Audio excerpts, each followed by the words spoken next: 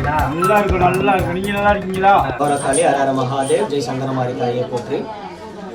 என்னோட பேர் வந்து கலையரசன், அகோரி கலையரசன் சொல்லுவாங்க. நான் ஒரு நாட்டுப்புற இந்த போடி நாயக்கனூரில் தான் வந்து நான் பிறந்து வளர்ந்தேன். இங்கே இருக்க நேரு ஆதரவற்ற குழந்தைகளுக்கு படிச்சு வளர்ந்தேன். ஸோ சின்ன வயசுலேருந்து இந்த அம்மா மேலே ஆர்வம் ஜாஸ்தி, சந்தனமாரி மேலே. ஸோ அவங்களுடைய அம்மா மேலே இறங்கி தான் அருள் வருஷமாக சொல்லி 15 வருஷங்களுக்கு மேலே நான் சொல்லிக்கிட்டு இருக்கோம். இந்த கோயிலை நம்ம உயர்த்தி செலுத்திட்டு இருக்கோம். இப்போ சென்னையில் இருக்கேன் நான். காசியில் அகோரியாக பயணிச்சுட்டு வந்துட்டு இருக்கேன். நான் பார்த்துருப்பீங்க நிறைய சர்ச்சைகள்லாம் போயிட்டு. ஸோ அதுக்கு ஒரு ஆதாரம் அப்படின்னா எங்கள் ஊர் மக்களும் இந்த இங்கே உட்காந்துருக்க இந்த ஆத்தாவும் தான் என்னுடைய ஆன்மீக பயணத்துக்கு ஆதாரம். ஸோ சென்னை சைடில் போட்டி பொறாமைகளால் தாக்கப்பட்டிருக்காங்க. ஆனால் மக்களுடைய செல்வாக்கு நமக்கு நிறையா இருக்குது. ஏன்னா சூழ்ச்சி நோக்கம் தர்மமாக இருந்தால் சூழ்ச்சி தர்மமாகும் அப்படின்றாங்க. தர்மத்தின் வாழ்வுதனை சூதுகவும் கடைசியில் தர்மமே வெல்லும் அப்படிங்கிற மாதிரி. ஸோ அதுக்கு உதாரணம் நம்ம மோடியும் நம்ம மோடி சந்தனமாரி தாயும் தான். இப்போ நேற்று முந்தா நாள் நீங்கள் அந்த அரசியல் ரீதியாக ஒரு கருத்து சொல்லியிருந்தீங்கல்ல, மோடி தான் மீண்டும் பிரதமராக வருவார். இல்லை சொல்லியிருக்கீங்க. நேற்று முந்தா நாள் என்ன சொல்லியிருந்தாங்க? முந்தா நாள் அது சம்மந்தமாக உங்களுக்கு அது எப்படி தெரிஞ்சிச்சு? அந்த இது மட்டும் சொல்லுங்கள். நம்ம தமிழகம் வந்து ஒரு ஆன்மீக பூமி.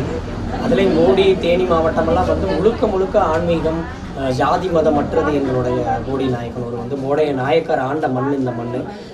தமிழகம் வந்து ஒரு புண்ணிய பூமி. ஆன்மீகத்துக்கே உரித்தானது தமிழகம். பல்வேறு சித்தர்கள், ரிஷிகள், முனிவர்கள், யோகிகள் எவ்வளவோ பேர் வாழ்ந்து இந்த மண்ணை இன்னும் காற்றுல கரைஞ்சு மக்களுக்கு காட்சி அளிச்சிட்டு இருக்கக்கூடிய ஒரு மண்.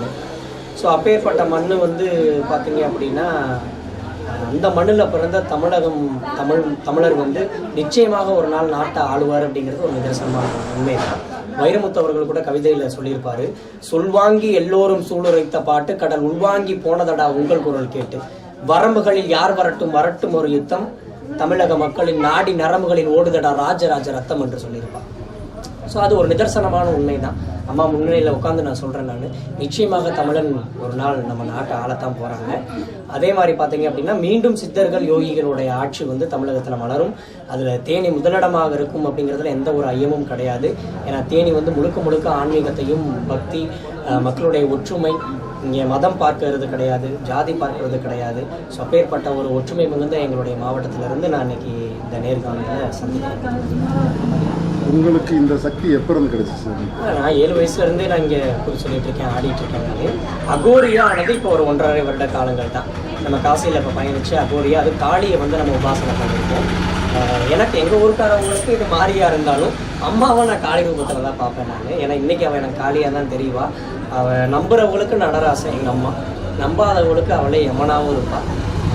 ஸோ அவளுடைய அருள் வந்து இருக்க போய் தான் இன்றைக்கி மக்கள் கருத்து கணிப்பில் கூட அந்த 3 சாமியார்களுடைய லிஸ்ட்டில் என்னோடய லிஸ்ட்டு வந்து டாப்பில் வந்துச்சு. ஸோ அவளோட சக்தி இல்லாமல் நம்ம எதுவுமே கிடையாது. எல்லாமே அவளோட அருள் தான். சகலமும் அவளே, அம்பிகை அவள் தான். ஸோ அவளுடைய ஆதரவு எங்களுக்கு எப்பயுமே இருக்குது. அம்மா எங்களுக்கு பக்கபலமாக இருக்கா. இந்த ஊருக்கு நான் பக்கபலமாக எப்பயுமே இருப்பேன், என் மக்களுக்கு இருக்கேன். நான் அறிவிச்சிருந்தேன் என்னோடய ஜீவசமாதி கூட என்னுடைய ஊரில் தான் நடக்கும் அப்படிங்கிறது. விரைவில் என்னுடைய ஜீவசமாதியும் என்னுடைய ஊரில் தயார் பண்ணிகிட்டு இருக்காங்க. ஸோ எங்கள் மக்களெல்லாம் சேர்ந்து அதை ரெடி பண்ணுவாங்க அப்படின்னு அம்மா சொல்லியிருக்கிறாங்க. அது விரைவில் நடக்கும். என்னோடய ஜீவசமாதி நான் பிறந்த ஊர்லேயே நடக்கணும் அப்படிங்கிறது அம்மாவுடைய உத்தரவு. தொழில் முடக்கம் அதிகமானது, எட்டி பார்த்த இடம்லாம் நீங்கள் மண்ணை தொட்டாலும் பொண்ணாகவும் நினச்சி ஒரு வழியை நோக்கி போனாலும் உங்கள் பொண்ணு பொருளெல்லாம் கூட மண்ணாக போயிடும்.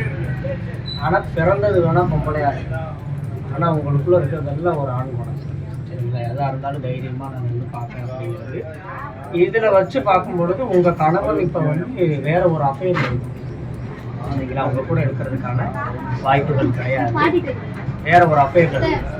நீங்கள் ஆமான்னா ஆமான்னு சொல்லணும், இல்லைன்னா சரிங்களா? அப்படி இருக்கணும். நீங்கள் உங்கள் உழைப்புல தான் நீங்கள் பார்த்துக்கிட்டு இருக்கீங்க உங்கள் குடும்பத்தை, உங்கள் பிள்ளை. மகளுக்கு வந்து வளர்த்து முடியுது.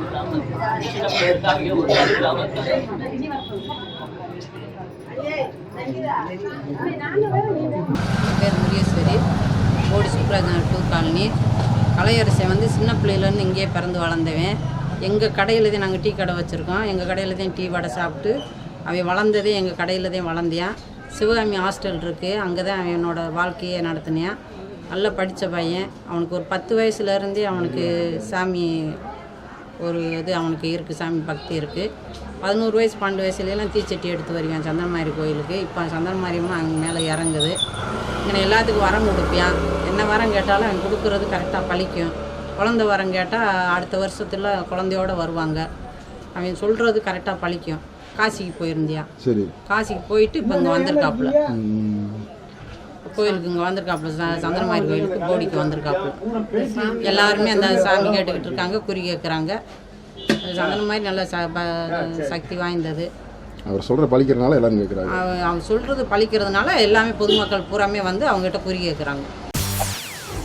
செய்திகளை உடனுக்குடன் தெரிந்து கொள்ள உடனே சப்ஸ்கிரைப் பண்ணுங்க.